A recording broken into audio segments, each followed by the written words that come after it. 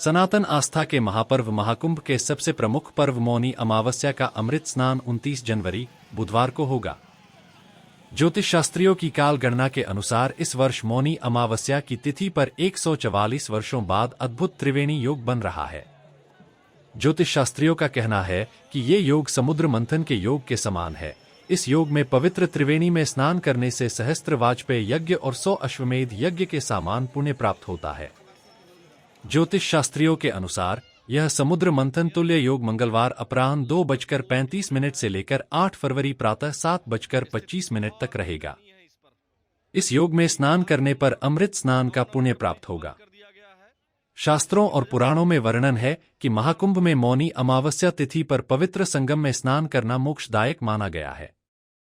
ज्योतिषाचार्यों के अनुसार श्रद्धालु किसी विशेष योग और नक्षत्र के बजाय सुविधा के साथ किसी भी घाट पर स्नान करें, उन्हें संगम स्नान जैसे ही पुण्य फल की प्राप्ति होगी। पौराणिक मान्यता के अनुसार मौनी अमावस्या की तिथि पर मौन व्रत रखकर ब्रह्मा मुहूर्त में स्नान करने का विधान है।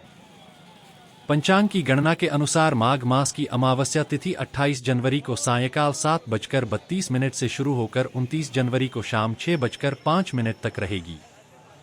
प्रयागराज के ज्योतिष शास्त्री एच.के. शुक्ला का कहना है कि इस वर्ष महाकुंभ में 144 वर्ष बाद विशिष्ट संयोग बन रहा है। इस वर्ष माघ मास की अमावस्या तिथि पर मकर राशि में सूर्य, चंद्रमा और बुध तीनों ग्रह स्थित हो रहे हैं तथा बृहस्पति ग्रह नवम दृष्टि में है। इस विशिष्ट संयोग को त्रियोग या त्रिवेणी योग कहा जाता है। यह त्रिवेणी योग समुद्र मंथन काल के योग के समान है। इस योग में त्रिवेणी स्नान विशेष फलदायी है। मौनी अमावस्या तिथि पर मौन व्रत रखकर स्नान करने और भगवान विष्णु का पूजन किया जाता है। कानपुर के प्रख्यात ज्योतिषाचार्य पी.एन. द्विवेदी के अनुसार महाकुंभ में माघ मास की अमावस्या तिथि को ही मौनी अमावस्या कहा जाता है। मौनी अमावस्या के दिन ही वैवस्वत मनु का जन्म हुआ था। इस दिन मौन व्रत रखकर स्नान करना शुभ माना जाता है।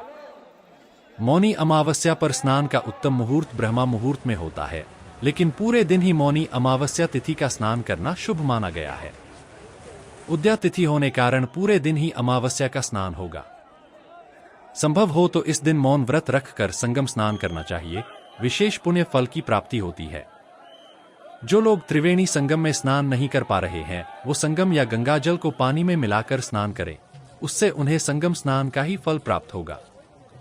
मौनी अमावस्या तिथि के दिन अमृत स्नान के कई शुभ मुहूर्तों का निर्माण हो रहा है, जिसमें स्नान और दान विशेष फलदायी है।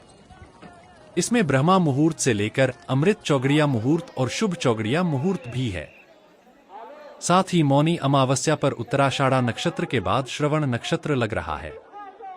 इन सभी योग और नक्षत्रों में स्नान दान करने व पितरों की शांति के लिए पूजन करने से विशेष पुण्य प्राप्त होता है।